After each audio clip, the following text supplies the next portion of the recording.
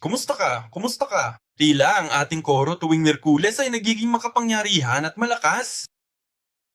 Gusto ko talagang magpasalamat sa Diyos at sa lahat ng miyembro para sa inyong dedikasyon at sa pagpunta rito. Hindi ako nagbibiro. Sana huwag kayo tumawa dito. Pero seryoso, napakalakas at napakalakas ng galaw. Pinapaalala nito sa akin si Gideon. Itutuloy natin ang kwento ni Gideon. At sa mga hukom, Kabanata 7, binasa ng elder mula versikulo 15 hanggang 18. Pero pwede tayong magpatuloy mula roon.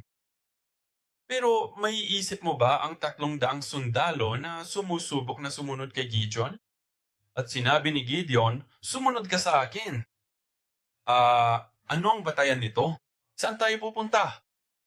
Sabi niya, lalabanan natin ang 135,000. Kaya 450 beses ang bilang ng mga sundalo sa panig ko, sa panig namin. At tinanong namin siya, ano ang batayan mo? Anong plano mo? Ang dahilan kung bakit tayo pupunta ay sinabihan ako ng Diyos na bumaba at mag-check. Kaya pumunta kami sa isang gilid ng buong kampo. At narinig namin, isang sundalong nagkukwento tukol sa kanyang panaginip, sina Barney at Fred na gumugulong pababa. Kaya nga tayo pupunta. Kasama mo ba si Gideon dito? O tumatakbo ka na ba palayo? At saka, anong playo? Paano tayo lalaban? Dadalhin namin. Ano ang 3 bagay na kinukuha nila? Daan. Walang laman na garapon na may ilaw na sulo. At ano pa ang trompeta ng kahit anong baril o espada? Mga palaso, pana, sibat, trompeta, at pagkatapos ay isang banga at sulo. Sinong gustong sumama? Sinong gustong sumama sa akin? At itong si Gideon ay kilalang kilala sa pagiging duwag, di ba? Matakot ka.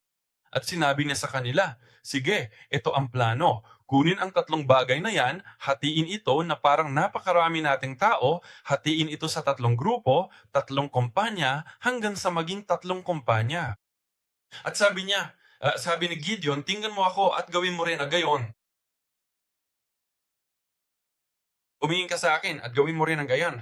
At ang mga tao, kapag kinakausap ko ang mga nasa labas ng kampo, ay ginagawa rin nila ang ginagawa ko. Ngayon, sino ang kasama ko dito? Sino ang kasama ni Gideon? Hindi ba't parang suicide mission ito? Parang ganito, kabaliw. Nakakabaliw ito. Bobo ito. At sinabi niya, ito ang sinabi sa akin ng Diyos na gawin. Naisip mo na ba ang sinabi ni Apostol Pablo, tularan ninyo ako? Anong sasabihin mo sa isip mo kung sasabihin kong mamuhay ka ng katulad ko, maging katulad ko? Kung gusto mong lumabas, gayahin mo ko. Pinagtatawanan mo na ako? Malamang, sasabihin mo sa sarili mo, nagmumukmok na ang pastor na yan. Masyadong mayabang, masyadong mayabang. Anong ibig mong sabihin? Maging katulad niya? Kailangan nating maging katulad ni Jesus.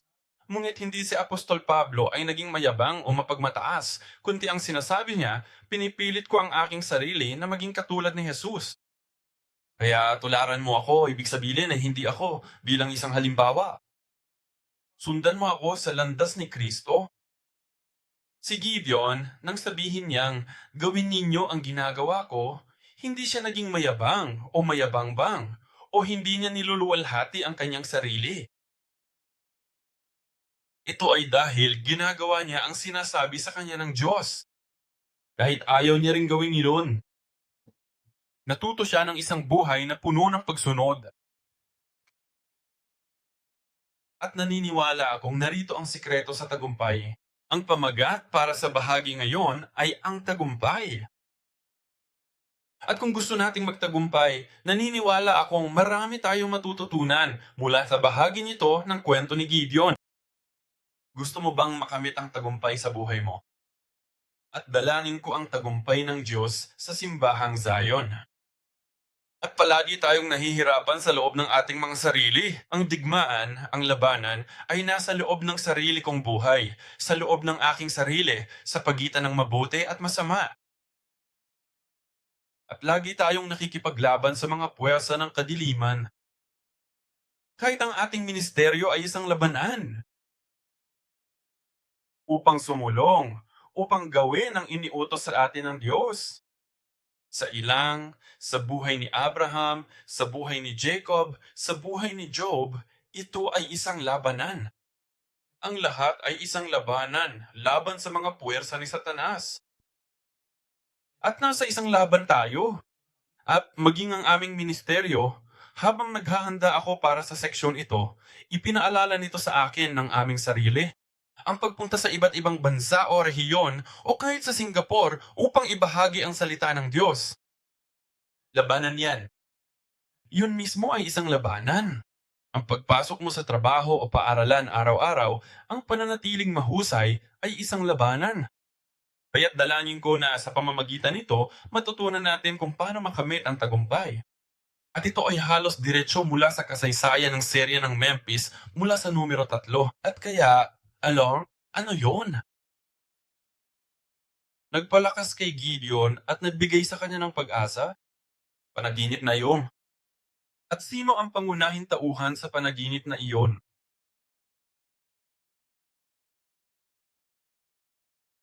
Tinapay na cebada? Isang tinapay na cebada ang gumulong pababa sa kampo at sa buong kampo, di ba, sa tolda. Ang panaunang iyan ay tumutukoy sa mga sundalong nasa kampo ng mga Midyanita. Ngunit ano ang kinakatawan ng tinapay na sabada na iyon? Sa panaginip na iyon, ang interpretasyon ng panaginip ay, alam mo na, dalawang sundalong nag-uusap. Sabi ng isang lalaki na naginip ako tungkol sa tinapay na barley. At sabi ng isa pang lalaki, si Gideon siguro yon. Anong klaseng interpretasyon yan? Si Gideon siguro yon? Paano mo nalaman? Gideon, walang nagsabi kahit kanino ha. O hindi si Gideon ay isang may-ari ng panaderya ng tinapay na barley. May nagsabi sa kanya at tiyak na ang Diyos ang naglagay ng pangalang Gideon. Ngunit sa Biblia, sa buong Biblia, alam mo ba kung ano ang kinakatawan ng tinatay na cebada? Balikan natin ang Juan, Kabanata 6, talata 51.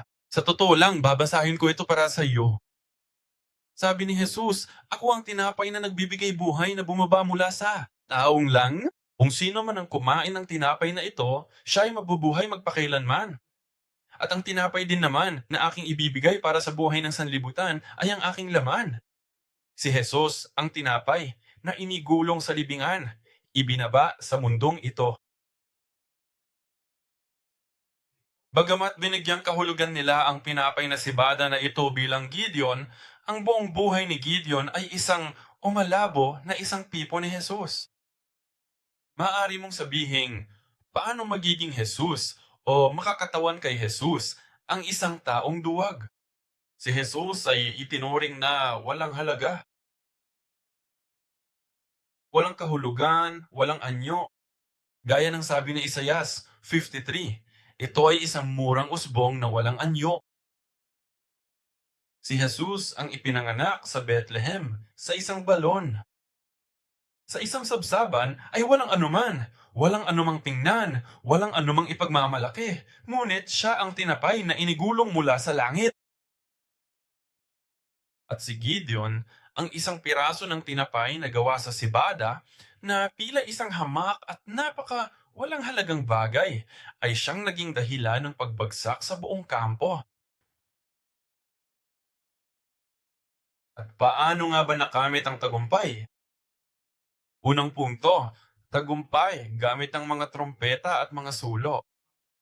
Sa simula ng gitnang pagbabantay, ito ang talata 19 at 20. Kung kaya natin, basahin natin ang versikulo 19 at 20. Mga Hukom 7, 19 at 20. Kaya't si Gideon at ang 100 lalaking kasama niya ay dumating sa hangganan ng kampo sa simula ng gitnang pagbabantay. Nang kakalagay lang nila ng relo, hinipan nila ang mga trompeta at binurog ang mga larawang nasa kanilang mga kamay. Kaya anong plano? Gamitin natin ang ating sentidong pomon at lohika.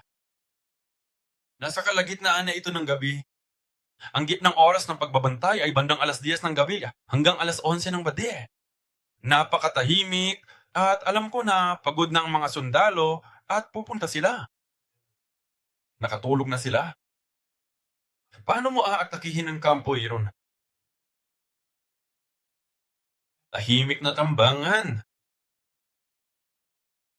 at gumapang. O alam mo na, lumapit ng husto sa kanila nang hindi nila napapansin. Hindi mo bubuksan ang alarm clock, alam mo na, para sabihing, uy, nandito na tayo. Pero ang plano nila ay tumayo. Subukan ng malayong distansya mula sa kanila at hipa ng trompeta. Hoy, gumising ka, nandito kami para ipaglaban ka.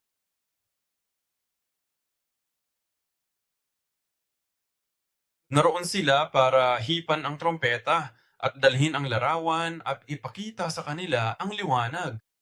Kaya sa madaling salita, sinusubukan mong labanan ng lalaking ito. At mahimbing na natutulog yung lalaki. Kung gusto mong manalo, kailangan mong pumasok ng medyo madilim at maglaho. Hindi mo malalaman kung sinong may gawa nito. Pero parang buksan mo ang alarm clock, buksan mo ang ilaw. Hoy, nandito ako para awayin ka. Teka muna, at may nakalimutan ka yata. Nasaan na nga ba yung hawak mong espada? Tama? Kaya makikita natin na ayon sa lohika ng tao, wala itong katuturan. At kapag hindi ito makatuwiran sa makatao, ito ay dapat na paraan ng Diyos. Ginagawa ito ng Diyos para ipakita sa kanila na hindi sila ang lumalaban, kundi ang Diyos.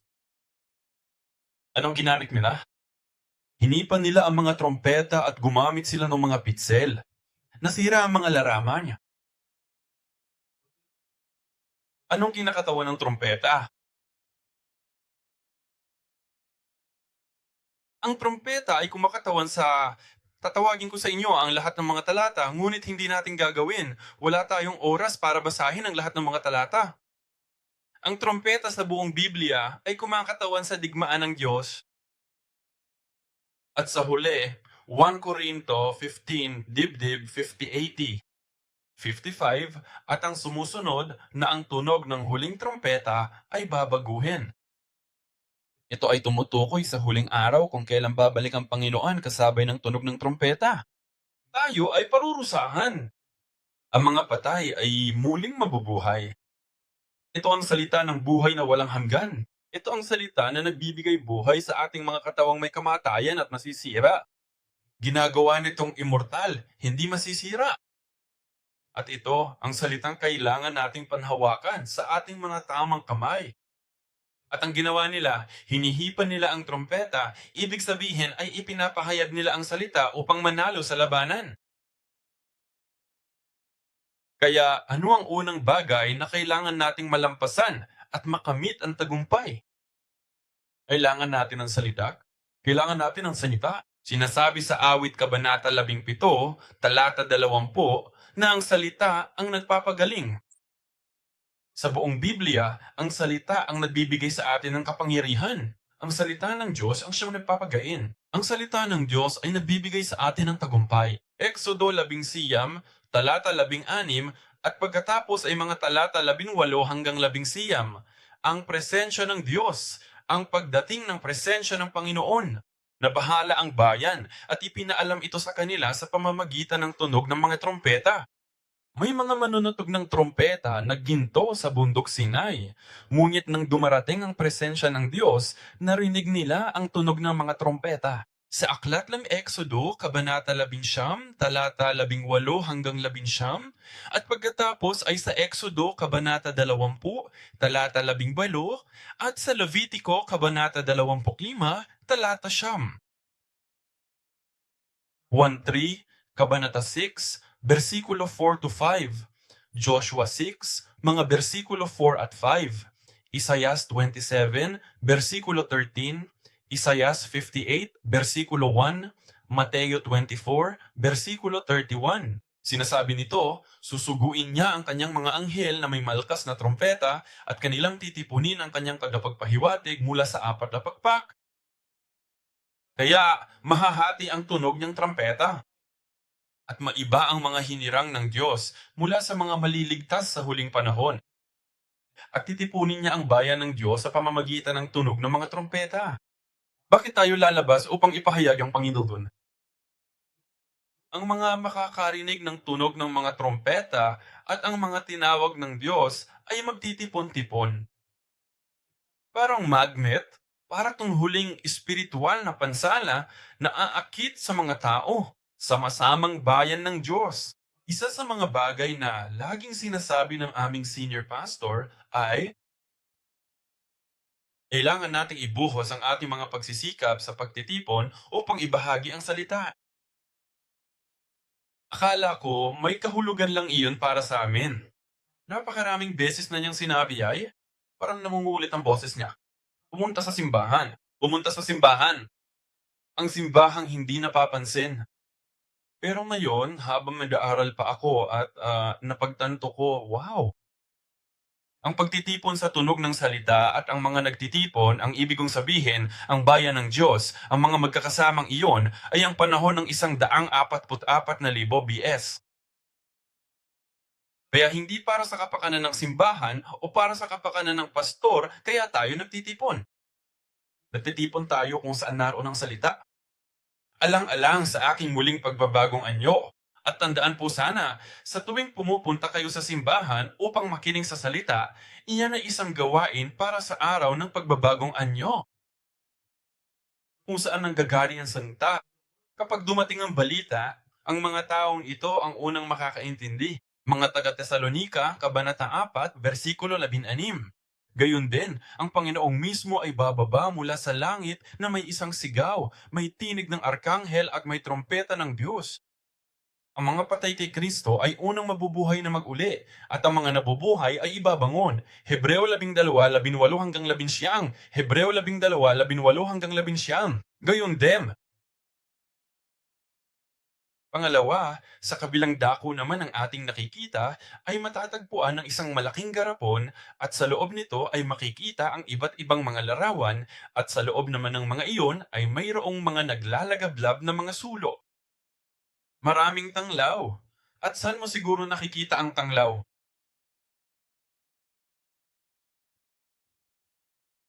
Sa Biblia? Sa Biblia, makikita natin ito sa Genesis, Kabanatang 15, at sa kasaysayan ng serye. Makikita natin yan sa pangalawang libro, di ba? Sinasabi sa tipa ng tanglaw, Genesis, Kabanata 15, talata 17. Nangyari ito nang sabihin ng san na ito ay nang ibigay ng Diyos kay Abraham ang tipan. Ito ang tanda ng tipan. Madilim na madilim, at narito, lumitaw ang isang umuusok na pugon.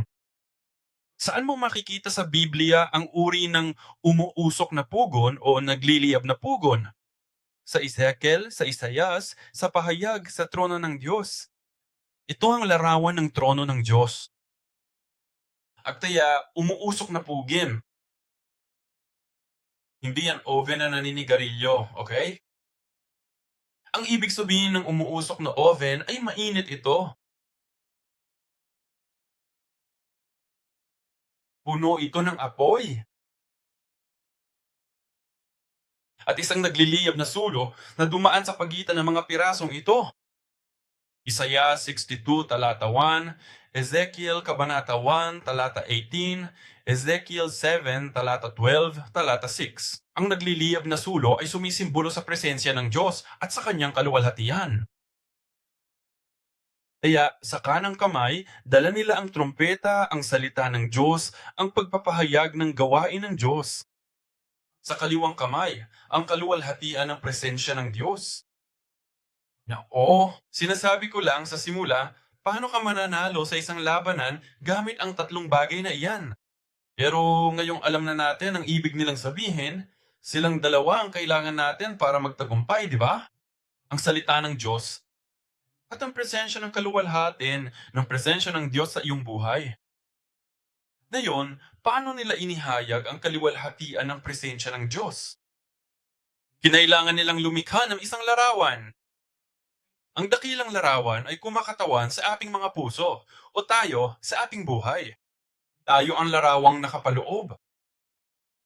Isa ka bang larawang walang laman o isa ka bang larawang naglalaman ng nagliliyab na apoy? Torch, nag-aalab ka ba sa loob ng isa sa mga miyembro?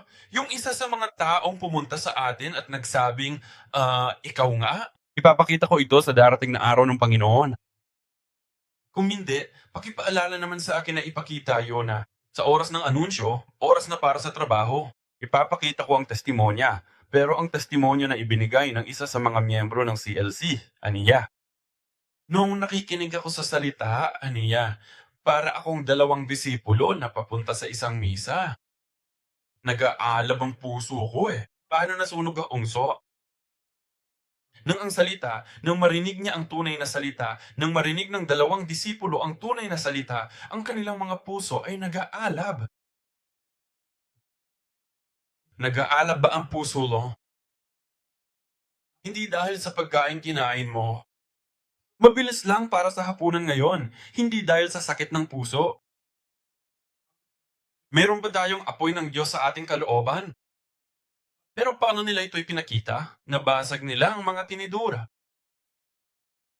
Kailangan nating maging magpagpakumbaba upang may pakita ang kaluwalhatian ng Diyos. Kahit ang mga kaaway ay makakita niyan, makarinig ng tunog ng trompeta, at makakita ng kaluwalhatian ng Diyos na gumagaling sa pamamagitan ng ating sariling sakripisyo, sa pamamagitan ng ating walang pag-iimbot na pagtatalaga. Matutunaw ang mga itim. Isa na namang nangyari sa Korea. Noong Proclaim, nagkaroon kami ng testimonial session at group discussion, at karamihan sa mga tao ay nagsabi ng dalawang bagay. Dalawang bagay ang maging maganda. Maganda ang salita. Pangalawa, aniya, ang mga taong nagboluntaryo at naglilingkod ay labis na hindi makasarili at lubos na nakatuon kaya't nakita nila si Kristo sa kanila. Sinasabi yan ng lahat. Sabi nila,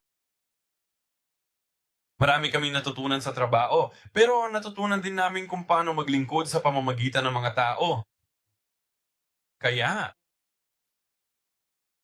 may patotoong ibinigay ang isa sa mga ebanghelista. Kapag nag-anunsyo sila sa buong simbahan, mga pastor na mula sa iba't ibang panig ng mundo ang ipapakita nila. Kaya kailangan namin ng mga voluntaryong marunong magsalita ng Ingles. Pero may isang matandang panganay na lumapit sa kanya, hinawakan ng kanyang kamay at sinasabing, okay lang ba sa akin na pumunta at maglinis na lang o tumulong sa pagkain? Hindi ako marunong mag-Ingles. Pwede ba akong napaluhang ebanghelista at sinabing, syempre, pwede kang pumunta ng may ganyang puso, pwede kang pumunta palagi. At napakaraming mga voluntaryong walang pag-iimbot ang tumulong at sila ay tumutulong. Para bang may mga anghel silang bumaba kasama ng Diyos, tulad ni Abraham na naglilingkod sa 3 anghel. At talagang naantig yon sa lahat ng aron. Kapag tayo ay nasiraan ng loob, kung tayo ay tatayo, tatakpan natin ng bunot. Ningning ng tanglaw, ang apoy ng tanglaw, at hindi nila ito makikita kailanman. Ngunit kapag tayo ay nasira, ang liwanag na iyon ay sisikat. At anong mangyayari? Ang mga Midyanipa, nagising sila, ngunit nilagyan sila ng Diyos ng takot na tunay nga nilang nararamdaman. Nagtapat ang kanilang mga espada sa isa't isa, at sila'y tumakas. Sa 135,000, 120,000 ang nawasak ng gabing iyon. Yan ang natitira. 15,000 ang tumabo. Ngunit, hinabol sila ng hukbong gilansa hanggang sa kanilang pinagtataguan. Ngunit ating pansinin ang talatang ito. Mga Hukom 7-7, talata 21. Mga Hukom, Kabanata 21. Sinasabi nito, inilalarawan nito ang eksena at bawat isa ay tumayo sa kani-kaniyang lugar sa paligid ng kampo. At ang buong hukbo ay tumakbo, umiiyak habang tumatakas. Nakakatakot talaga yon. Binasag lang nila ang banga at itinaas ang sulong mula sa malayo. Tila nagising silang mga baliw sila. Binubunot nila ang espada. Mukhang darating sila at atakihin ka. At anong gagawin mo? Sa totoo lang, parang naiisip ko, ano nga bang ginagawa ko rito? Ano ba itong ginawa ko? Ginising ko lang siya. Nagliliwanag sa kanila upang matagpuan nila ang daan patungo rito. Ipinapakita namin sa kanila kung nasaan kami. Dapat sana ginawa ko ito ng palihim, pero nabunyag ako. Pero ang sekreto ay lahat ng 300 katao ay tumayo sa kanyang lugar upang magtagumpay ang Zion Church hanggang sa huli. Kailangang tumayo ang bawat isa sa atin, sa ating lugar at manatili sa ating lugar. Kahit na nakakatakot, kahit na ang kaaway ay nakatayo mismo sa harap ko. Naniniwalang ang Diyos ang bahala. Nung ang bilang na 300 ay itinuturing na napakaliit kumpara sa 144,000, ang 135,000 ay gayon din. Kaya naman, nang ang maliit na bilang na ito ay naging isa, ito ay tunay na naging makapangyarihan sa lahat. Nang ang dalawang bagay, sila ay naging isa sa Diyos. Kaya ang sikretong pangalawang pangunahing punto ay sikreto sa unang tagumpay. Lubos silang umasa sa Diyos. Sa madaling salita, sila ay naging kaisa ng Diyos. Sumigaw sila para sa Panginoon at para kay Gideon. Isang espada para sa Panginoon at para kay Gideon. Bagamat hindi Diyos si Gideon, naniniwala silang kahit ang mahinang taong ito, kahit ang taong tila walang halaga, ay isang tao ng Diyos. Kaya ang pagsunod kay Gideon ay nangangahulugan ng pagsunod sa Panginoon. Para sa Panginoon at para kay Gideon. Hindi para magbigay ng kaluwalhatian kay Gideon, kundi literal na pag-aala sa katotohanang si Gideon ay kumakatawan kay Jesus. Nagpakita ng linaw para sa atin ng lubos tayong manalig sa ating Panginoon at sa kung saan tayo patungo sa mundong ito. Kapag tayo ay naging kaisa ng Diyos sa pamamagitan ng pananampalataya at pagsunod, bibigyan tayo ng Diyos ng tagumpay. Pangalawa, palihim na tagumpay. Sumunod na may pagkakaisa ang 3,800 mandirigma. Naging isa sila. Gaya ng nabanggit ko kanina, bawat isa sa kanila ay nanindigan sa kani-kanilang lugar, nanatili sila sa kani-kanilang lugar. Iyan ay sa pagkakaisa, hindi sa pagbubuklod ng tao, kundi lahat ay kaisa ng Diyos. At sa makatuwid, bilang resulta, kahit na pinanatili nila ang kanilang sariling lugar, wala ni isang tao ang nagpasyang maging ala. Lahat ay naging tapat sa Diyos, at dahil dito, sila ay nagkaisa. Naniniwala akong iyan ang kailangan natin habang inaabangan natin ang 2019, habang inaabangan natin ang paglipat ng ating simbahan. Upang magtagumpay, kailangan natin ng pagkakaisa sa Diyos at kailangan natin ng pagkakaisa sa isa't isa. Sigurado akong sa 300 kalalakihan, may mga taong nakipag-away lang kahapon. May mga taong ayaw sa mukha ng isa't isa. May mga taong, alam mo na sadyang walang tamang uri ng pagtutugma ng personalidad. Ngunit, nang sila ay naging kaisa ng Diyos sa pananampalataya, sila ay nakapagtulungan. Nagtiwala sila sa isa't isa, at sila ay nagkaisa. Talata 17, sinabi ni Gideon, tingnan mo ako na kumikilos din ng gayon. Walang nagsabing sino ka? Gagawa ako ng paraan. Walang nagsabing yan. Kahit mahina si Gideon, naniwala sila na siya ang kanilang pinunong itinakda ng Diyos. At sa makatuwid, lahat ay may iisang pangunahing focus, si Gideon. Hindi ko sinasabing ako si Gideon. Si Jesus ay si Gideon. Ang salita ay Gideon. Kaya lahat ay nakatuon sa isa. Wala silang 2 pinuno. Wala silang 3 pinuno. Hindi sila nagkaroon ng iba't ibang kora, rebelyon o anumang bagay. Iisa lang ang kanilang focus, lahat sila.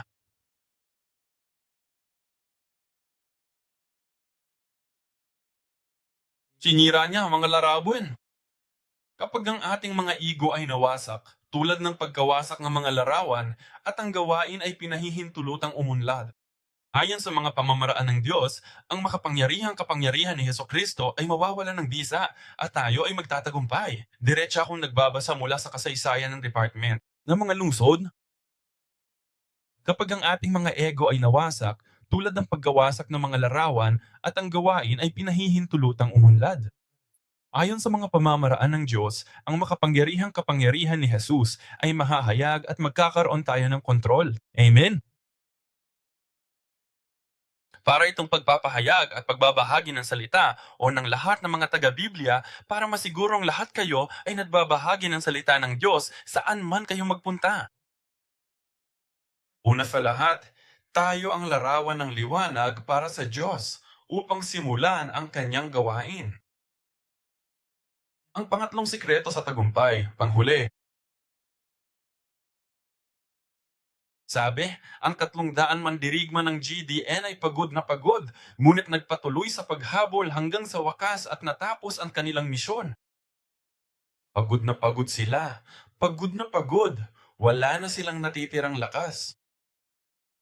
Ngunit merong 15,000 katao ang tumakas. Kaya kahit na wala na silang anumang lakas, ayon sa salitang Hebreyo, na pagod, ang ibig sabihin nito ay sila ay pagod na pagod, walang natitirang lakas, pagod at nauuhaw. Kahit noon, nagpursige pa rin sila. Ang salitang hinabol, Hukom, Kabanata 8, versikulo 4, hinabol nila. Ang ibig sabihin nito ay sumunod, humabol, mangaso,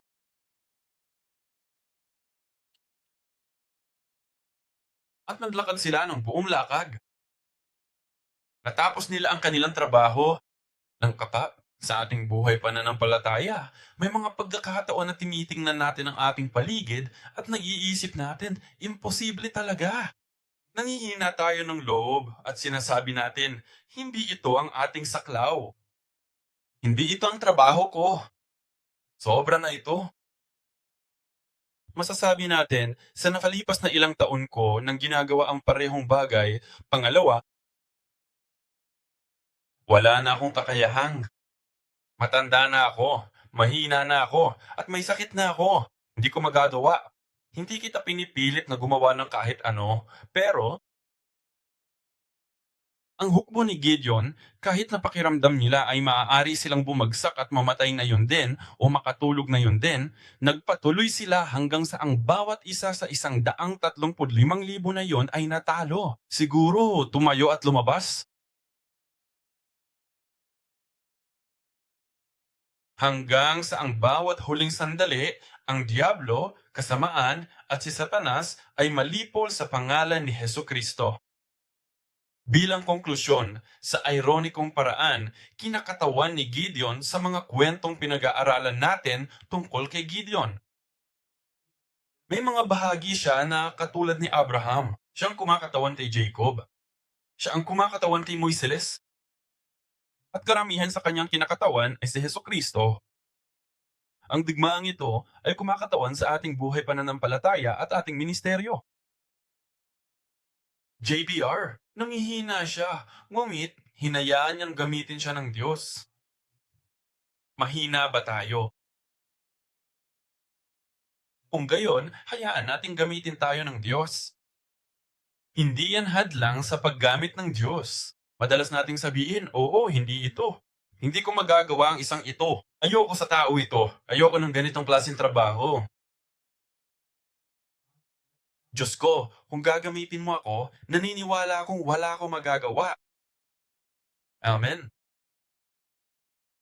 Naniniwala ako sa simula pa lang, mas magaling ka kaysa kay Kimya. At least, hindi ka nagwawala sa white press. Kami ay, nagsisimula tayo sa isang mas magandang lugar. At magagamit ka ng Diyos sa paraang higit pa sa ibinigay. Men? Hindi mo ba sinasabing amen dahil natatakot ka? Gagawin niya? Huwag mo akong pagkatiwalaan, kundi magtiwala ka sa Diyos. Gagamitin niya ang Zion Church para sa isang bagay. Napakagandong lugar para sa inyong lahat, di ba? Kaya't maniwala tayo at hayaan nating gamitin tayo ng Diyos. Maging handa tayo para sa Diyos. Manalangin tayo. Mahal na Ama sa langit, nagpapasalamat kami sa iyong dakila, makapangyarihan, at mahabagin na gawaing ginagawa mo sa amin at sa pamamagitan namin. Ama, dalangin namin na sana'y gamitin mo kami. Kami ay mahina, ngunit isang bagay ang hinihiling mo sa amin na maging handa para sa iyo, ang maging masunurin sa iyong mga kapangyarihang walang hanggan. At kaya, Ama, naway mabasag ang ating ego, ang ating takot na para ng mga garapon at mga larawang iyon. At naway maipakita sa lahat ang iyong maliwanag, tama, makapangyarihan at maluwalhating presensya. At naniniwala kami na wawasakin mo ang mga puwersa ng kadiliman. Tulungan mo po kami, Ama, sa aming buhay, sa aming individual na buhay at bilang isang grupo. Bilang simbahang agam, naniniwala ka ba na tinawag mo itong simbahang agam? Tulad ng 300 mandirigma ni Gideon ng sabay-sabay, ah? Kaya, Ama, gamitin mo kami. Bigyan mo kami ng kapangyarihan. Tulungan mo kaming makita ang pangitain ng tinapay na Barney. Maraming salamat po sa iyong biyaya. Sa pangalan ni Jesus, kami ay dumadalangin. Amen. Salamat sa Diyos.